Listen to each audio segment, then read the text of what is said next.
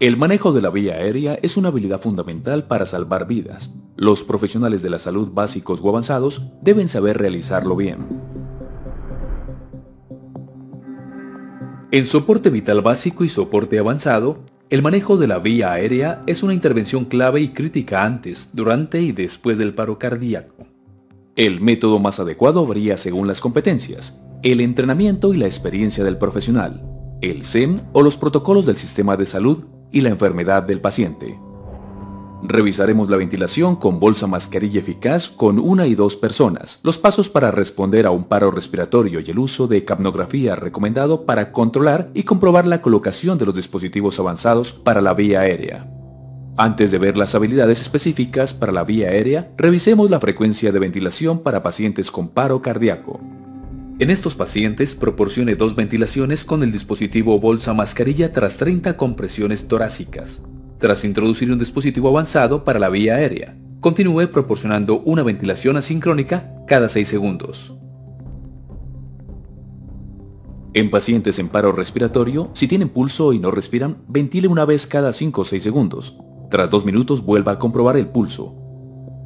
Al realizar ventilaciones, los profesionales de la salud no deben administrar una ventilación excesiva o un volumen corriente elevado. Además de insuflación gástrica y aspiración de contenido gástrico, puede aumentar la presión intratorácica y reducir el retorno venoso al corazón, lo que disminuye el gasto cardíaco y las probabilidades de supervivencia. El volumen corriente debe ser de unos 500 a 600 mililitros, lo suficiente para ver la elevación torácica. Esto equivale a comprimir una bolsa de ventilación para adulto hasta la mitad.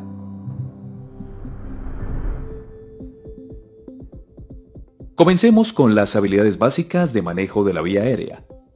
Los 2 primeros pasos son abrir y despejar la vía aérea. Primero, incline la cabeza para abrir la vía aérea.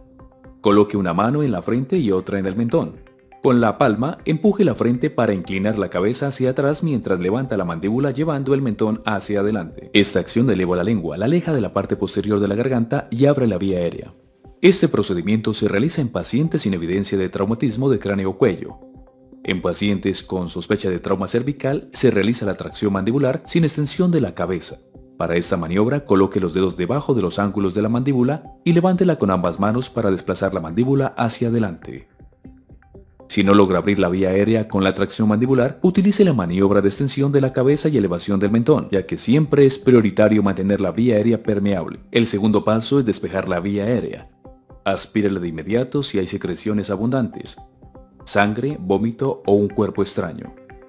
Use un tubo de aspiración de gran calibre que no se colapse y una sonda de aspiración faríngea con punta rígida. Puede requerir aspirar a alta presión.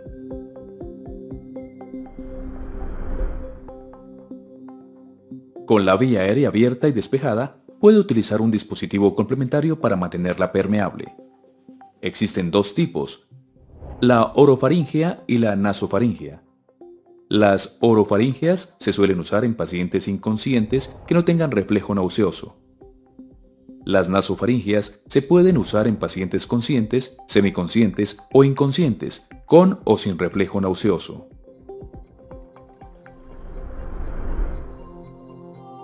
La cánula orofaríngea es un dispositivo desechable en forma de J, de plástico y de un solo uso. Está disponible en diferentes medidas. Las más comunes para uso en adultos van del 8 al 10. Para elegir la medida correcta, coloque la cánula junto a la mejilla del paciente, con el borde en la comisura de la boca. La punta estará en el ángulo de la mandíbula. Una cánula del tamaño adecuado y bien insertada resulta en una alineación correcta con la apertura glótica. Para usar este dispositivo complementario, inserte la cánula curvándola hacia arriba, con la punta hacia el paladar duro. Una vez atraviese la cavidad oral y se aproxime a la pared posterior de la faringe, gírela 180 grados. También es posible insertar el dispositivo de lado y girarlo 90 grados. Una vez insertada, la cánula mantiene la lengua alejada de la pared posterior de la faringe. También facilita el acceso a la garganta para la aspiración y evita que el paciente muerda el dispositivo avanzado para la vía aérea. Si son muy grandes, las cánulas orofaringeas pueden obstruir la laringe o provocar traumas en las estructuras laríngeas. Si son muy pequeñas o se introducen incorrectamente, pueden empujar la base de la lengua hacia atrás y obstruir la vía aérea. Los profesionales de la salud deben introducir la cánula orofaríngea con cuidado para evitar un traumatismo tisular en labios y lengua. Use las cánulas orofaringeas solo en pacientes que no responden y sin tos o reflejo nauseoso. Si tiene tos o reflejo nauseoso, la cánula orofaríngea puede provocar laringoespasmo y vómitos. Únicamente los profesionales de la salud entrenados en el uso de una cánula orofaríngea deben introducirla.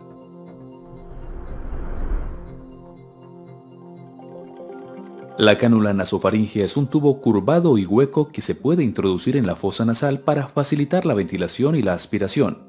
A diferencia de las cánulas orofaríngeas, las cánulas nasofaríngeas se pueden aplicar en pacientes conscientes, semiconscientes o inconscientes, con o sin reflejo nauseoso. Al escoger el tamaño, compruebe que la longitud de la cánula nasofaríngea sea igual a la distancia desde la punta de la nariz del paciente al lóbulo de la oreja. Antes de introducirla, lubrique la cánula con gel anestésico o lubricante soluble en agua.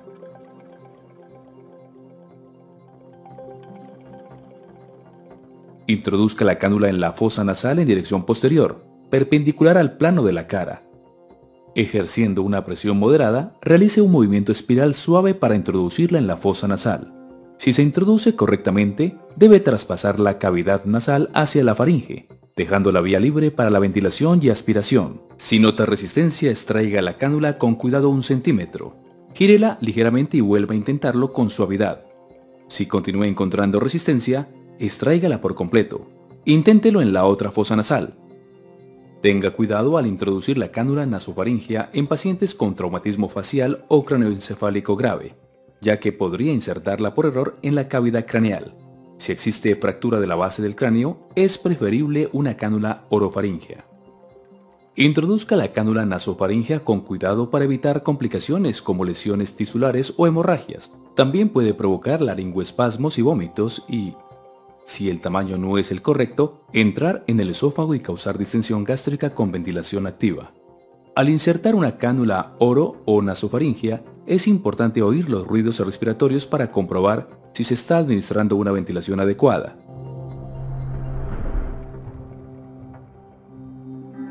Durante la reanimación se suele ventilar al paciente con un dispositivo bolsa mascarilla. Primero, observemos el dispositivo. Un dispositivo bolsa mascarilla está formado por una bolsa, que puede inflarse automáticamente o no. Se conecta a una mascarilla facial transparente en forma de cono que cubre la nariz y la boca, y que tiene una almohadilla inflable en el extremo. Esto permite un sello hermético en la nariz y boca cuando el proveedor aplica presión a la mascarilla y eleva la mandíbula. Ahora veamos cómo usar correctamente un dispositivo bolsa mascarilla. Sitúese la cabeza del paciente y coloque la mascarilla sobre su cara. Antes de la ventilación con bolsa mascarilla, el proveedor debe extender la cabeza y presionar la mascarilla contra la cara mientras eleva la mandíbula hacia la mascarilla. Forme una C con el dedo índice y el pulgar de una mano en la parte superior de la mascarilla en el puente de la nariz. Así asegurará la mascarilla a la cara con firmeza. Al mismo tiempo, forme una E con los otros 3 dedos para elevar la mandíbula y abrir la vía aérea. Mientras mantiene un sello hermético entre la mascarilla y la cara del paciente y deja la mandíbula elevada para abrir la vía aérea, el proveedor debe comprimir la bolsa administrando una ventilación durante 1 segundo. Si el paciente tiene circulación espontánea pero necesita ventilación, realice una ventilación de rescate cada 5 a 6 segundos. Si ventila correctamente, se observará elevación torácica. La forma más efectiva de ventilar con bolsa mascarilla es con la técnica de 2 personas. El primer proveedor mantiene la vía aérea abierta y fija la mascarilla, mientras el segundo proporciona ventilaciones con la bolsa. Con ambas manos, el primer proveedor sella la mascarilla a la cara y eleva la mandíbula. Los dedos pulgar e índice forman una C para que la mascarilla se selle correctamente a la cara. Los otros 3 dedos de cada mano forman una E para elevar ambos lados de la mandíbula. El segundo proveedor comprime la bolsa hasta observar la elevación torácica. Al usar un dispositivo bolsa mascarilla con 2 proveedores o solo uno, no presione demasiado la mascarilla, ya que podría empujar la mandíbula del paciente y obstruir la vía aérea.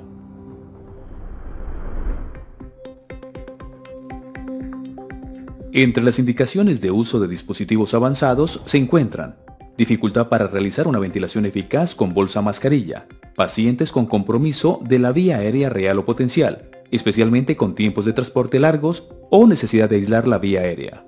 Con especial cuidado, los profesionales pueden usar un dispositivo avanzado para realizar en forma segura ventilaciones tan efectivas como las que proporciona la bolsa mascarilla. Los dispositivos avanzados ofrecen muchas ventajas, aíslan la vía aérea y reducen el riesgo de aspiración e insuflación gástrica. Tras introducir un dispositivo avanzado durante la RCP, realice una ventilación cada 6 segundos sin interrumpir las compresiones torácicas.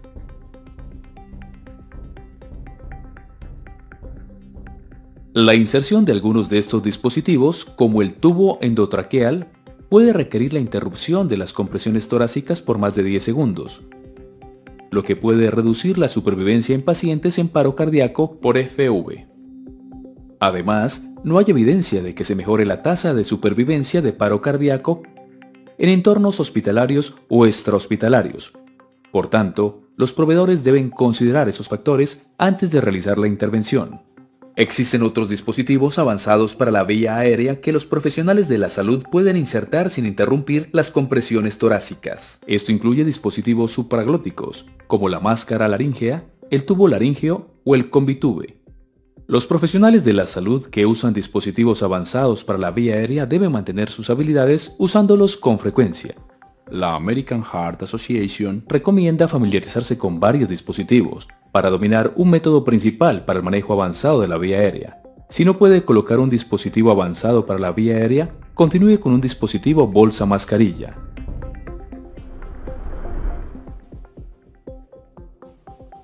La máscara laríngea es un dispositivo supraglótico para la vía aérea que se puede insertar sin visualizar la glotis. Se puede introducir durante la RCP sin interrumpir las compresiones torácicas. El entrenamiento es más sencillo y la inserción más fiable. La máscara laríngea es un tubo con un cojín inflable distal que se coloca en la hipofaringe del paciente. Coloque la máscara laríngea en la boca abierta orientando la abertura hacia la lengua e introdúzcala hasta el final de la lengua. Con el dedo índice presione con cuidado el dispositivo contra el paladar y desplácelo hacia abajo. Continúe introduciendo el dispositivo hasta que note resistencia, lo que indica que el extremo distal del tubo ha llegado a la hipofaringe. Retire el dedo e infle la mascarilla. Una vez inflada, la máscara laríngea quedará centrada en la boca. Si está bien colocada, el oxígeno fluirá por la luz del dispositivo hasta la tráquea. El tubo laríngeo es un dispositivo supraglótico que los proveedores pueden insertar en pacientes inconscientes. Durante la RCP, se puede insertar el dispositivo mientras continúan las compresiones torácicas. También se puede insertar sin visualizar la glotis. El tubo laríngeo es un dispositivo de un solo lumen con dos balones inflados mediante un único puerto. La punta distal del tubo está angulada y biselada para deslizarse fácilmente por el esófago superior colapsado.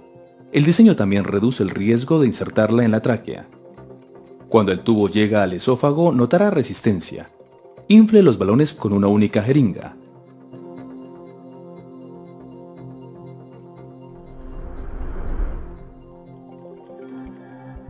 El tubo esófago traqueal es un dispositivo supraglótico que se puede introducir durante la RCP sin interrumpir las compresiones torácicas y sin visualizar la glotis.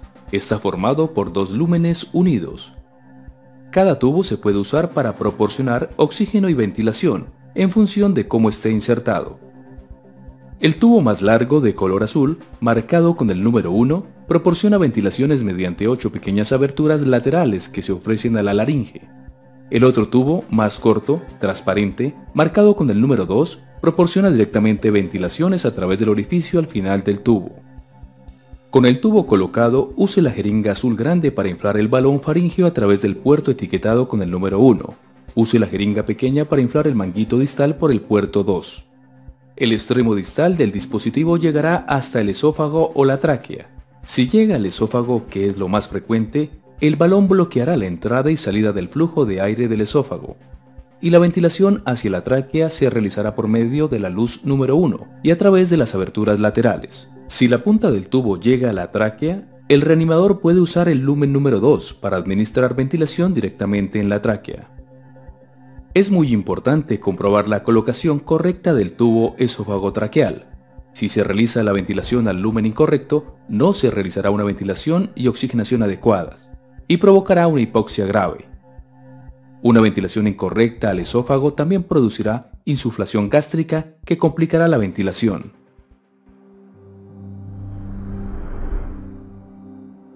El tubo endotraqueal estaba considerado el método adecuado para manejar la vía aérea durante el paro cardíaco.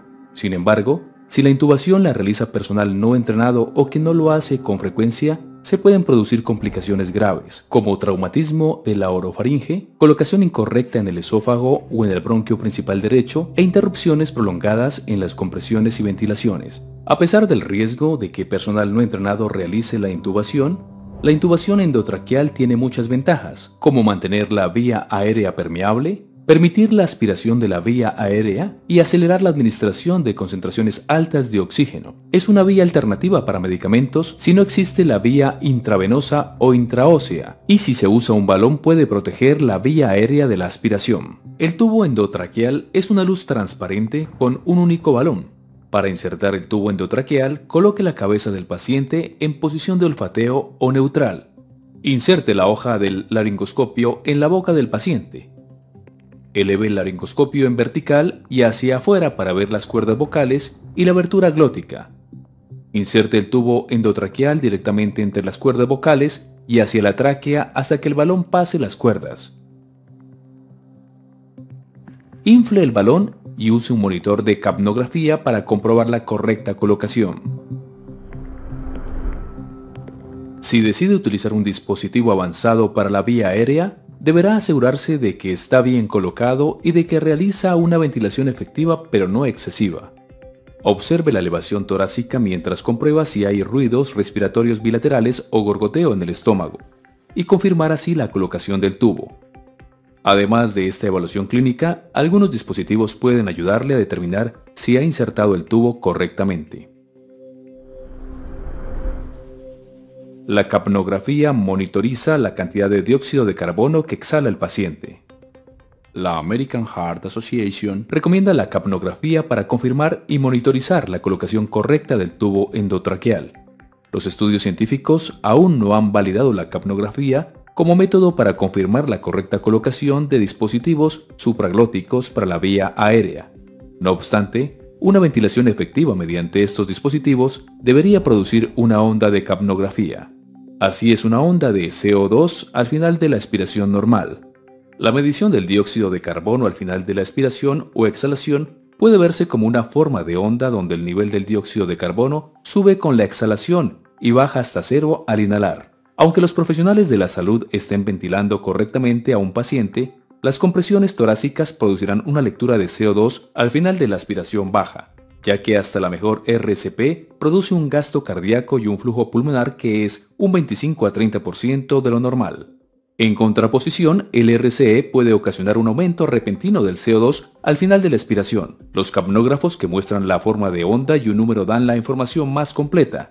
Conecte el monitor entre el dispositivo de vía aérea avanzada y la bolsa o el ventilador. La capnografía proporciona una demostración gráfica del dióxido de carbono exhalado con cada respiración. Con pulmones sanos, la forma de onda característica está dividida en 4 fases que tienen lugar durante la inspiración y la expiración. Cuando el paciente comienza a inhalar, la curva baja a 0. Al continuar inhalando, debería seguir siendo 0.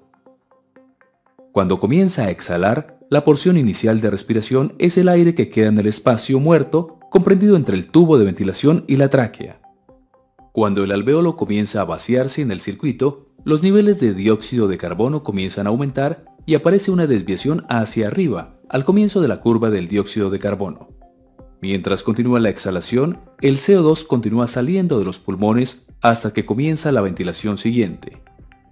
El valor más alto de la curva es el CO2 al final de la expiración. Para los pacientes con perfusión normal, una lectura de CO2 al final de la expiración inferior a 33 milímetros de mercurio indica hiperventilación, mientras que más de 45 sugiere hipoventilación. En un paciente con circulación adecuada, Uno de los principales usos de la capnografía es la colocación y monitorización de una vía aérea avanzada y el manejo de la ventilación asistida. En los pacientes con paro cardíaco, la capnografía refleja la eficacia de las compresiones torácicas durante la RCP y un aumento brusco del CO2 al final de la expiración indica retorno de la circulación espontánea. A más presión de CO2 al final de la expiración, mayor gasto cardíaco durante la reanimación. Un CO2 al final de la aspiración inferior a 10 milímetros de mercurio indica un gasto cardíaco insuficiente para el RCE. Si las lecturas de CO2 son bajas durante la reanimación, se debe optimizar la calidad de la RCP minimizando las interrupciones entre compresiones, las cuales deben tener una profundidad de al menos 5 centímetros o 2 pulgadas y una frecuencia de 100 a 120 compresiones por minuto, permitiendo una expansión torácica completa y evitando una ventilación excesiva. Los cambios repentinos en la forma de onda deben ir seguidos de una evaluación inmediata del paciente. Un salto en la forma de onda durante la reanimación indica RCE. Una caída brusca de 20 puntos o más puede indicar un descenso rápido y grave en el gasto cardíaco, que podría deberse a un tromboembolismo de pulmón, pérdida importante de sangre o arritmia grave. Si llega a cero indica que no existe intercambio de gases o de dióxido de carbono, como ocurre si hay un tubo endotraqueal desplazado, o se detiene el flujo sanguíneo de repente, como en la fibrilación ventricular. Una elevación en la línea de base en la curva de CO2 al final de la expiración sugiere que el dióxido de carbono está reentrando en el muestrador de flujo lateral durante la fase de expiración de la ventilación, lo que puede indicar que el paciente reinhala dióxido de carbono. Esta forma de onda tiene una sección prolongada de fase 4 o inhalación, lo que indica que entra aire en la tráquea, más allá de la entrada que se monitoriza. Esto ocurre si el balón del tubo está desinflado o es demasiado pequeño para el paciente. En los pacientes en paro y posparo cardíaco, deberá optimizar la ventilación y perfusión para evitar una injuria pulmonar, isquemia cerebral y shock cardiogénico. La capnografía puede mejorar en gran medida su capacidad para tratar a los pacientes con paro cardiorrespiratorio. El detector colorimétrico de CO2 al final de la expiración es otro tipo de detector de CO2 que cambia de color cuando detecta CO2.